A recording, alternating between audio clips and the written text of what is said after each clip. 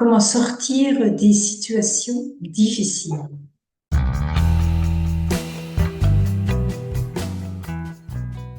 Bonjour, c'est Béatrice du blog béatrice-petitdemange.com. Je t'invite à retirer ton bonus pour voir quelles sont tes valeurs dans ton entreprise, calculer tes valeurs, étudier tes valeurs. C'est la première chose super importante qu'il faut faire.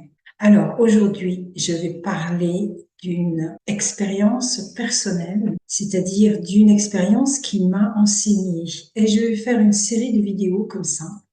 Mais en attendant, aujourd'hui, j'ai vraiment envie de parler de ce que j'ai organisé en 2001. À l'époque, j'étais donc représentante de Talgo en Italie et j'avais déjà un bon chiffre d'affaires et je voyais le potentiel de mes clientes. Je percevais que si j'organisais un voyage de thalassothérapie d'une semaine en Tunisie, pour elle, ça aurait vraiment marqué, disons, l'expérience Talgo à l'époque. Alors, je ne savais absolument rien de marketing, comme je ne savais rien non plus d'organiser des voyages. Et vous allez voir, pour organiser un voyage comme ça, il faut du temps, c'est-à-dire il faut en parler aux clientes.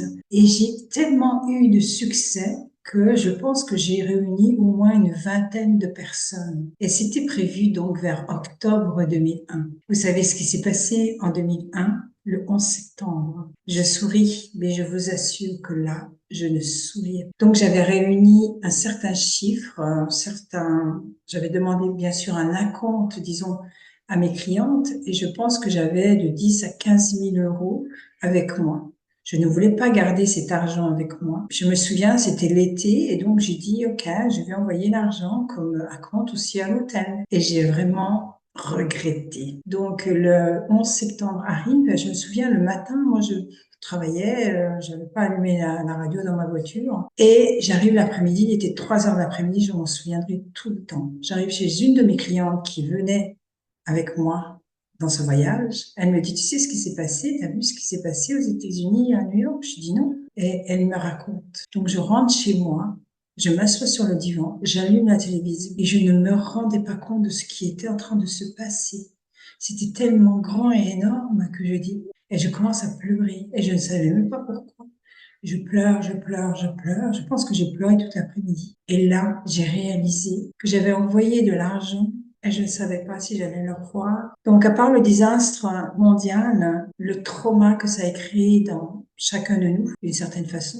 Mais là, j'étais terrifiée par la nouvelle. Et là, j'ai commencé à penser, mais qu'est-ce qui va se passer? Je me sentais tellement responsable et coupable aussi d'avoir organisé ce voyage, d'avoir demandé à mes clients de venir avec moi. Enfin, je me sentais responsable de tout, quoi. Et surtout que j'avais demandé plusieurs fois à Talgo Italie d'organiser un voyage comme ça. Ils m'avaient toujours refusé, pas directement, très diplomatiquement, mais ils ne faisaient pas des actions qui me montraient que bon, ils voulaient organiser un voyage comme ça. Parce que c'est vrai, ça demande, c'est un engagement. Donc, qu'est-ce qui s'est passé? Bien sûr, mes clientes n'ont plus voulu partir et je me suis retrouvée avec un chiffre que je devais rembourser. Je me sentais de devoir rembourser ça. Heureusement, j'en ai parlé à ma prof de yoga, je me souviens à l'époque, et elle m'a dit, écoute, Béatrice, c'est pas une agence de voyage. Tu n'as aucun devoir, je veux dire, de rembourser les gens. Mais dans mon âme et dans mon cœur, moi, je me sentais de devoir faire ça. Donc, j'ai parlé à toutes mes clientes et je leur ai demandé, je leur ai dit, écoutez, je sais pas ce qui va se passer, je ferai le possible pour récupérer l'argent et vous donner ce que je peux récupérer. Donc, l'angoisse, je ne mangeais plus, j'ai perdu du poids, enfin bref. Et je pensais qu'à ça, je ne pensais qu'à ça, comment je vais faire, comment je vais faire, comment je vais faire. Et puis, j'ai eu aussi un problème avec une des clientes qui ne croyait pas que moi, je voulais faire cette démarche. Donc, elle a été voir un avocat. Heureusement que j'avais une amie qui était avocat, elle m'a aidée. Et donc, bon, j'ai gagné, disons, d'une certaine façon. Elle a dû payer mon avocat, etc. Mais ça aussi, c'était pas très agréable à vivre, je veux dire la vérité. Et puis, une de mes clientes amies m'a dit, mais écoute, pourquoi tu ne le réorganises pas pour le mois de février? Tu demandes à l'hôtel et puis tu récupères l'argent comme ça. Alors, sur le coup, j'avais pas trop envie. Je dois être sincère parce que c'était encore. Mais après un moment, j'ai dit, OK, je réorganise. Donc, j'ai réorganisé le voyage.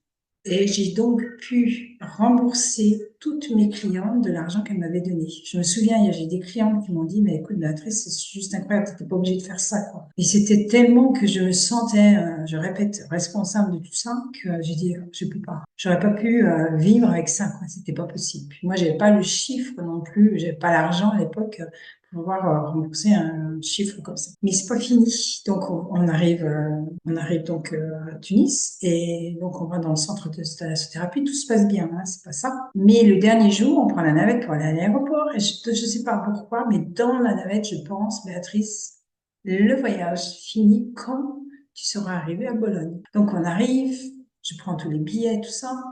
Et moi, je savais pas, parce que je n'étais pas une agence de voyage, je ne savais pas que quand on arrive dans un pays, eh ben, il faut confirmer qu'on repart. Enfin, à l'époque, c'était comme ça. Et donc, du coup, eh ben, la compagnie aérienne ne savait pas que nous, on rentrait, quoi. Et on était plus une dizaine de personnes, je sais pas. Donc, du coup, j'ai senti la terre, je m'enfonçais dans la terre. J'ai dit, oula, et maintenant, qu'est-ce qui va se passer?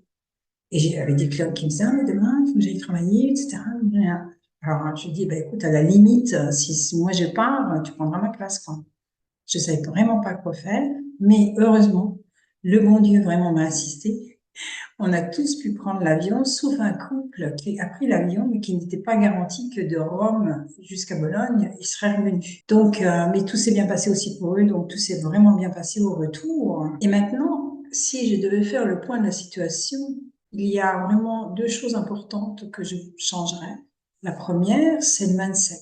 Parce que oui, c'est vrai, j'ai été un peu aussi contre l'entreprise Talgo italienne, parce que j'ai fait à ma tête, hein, j'ai voulu faire ça, disons. Mais je voulais offrir quelque chose aux clientes, une expérience aux clientes.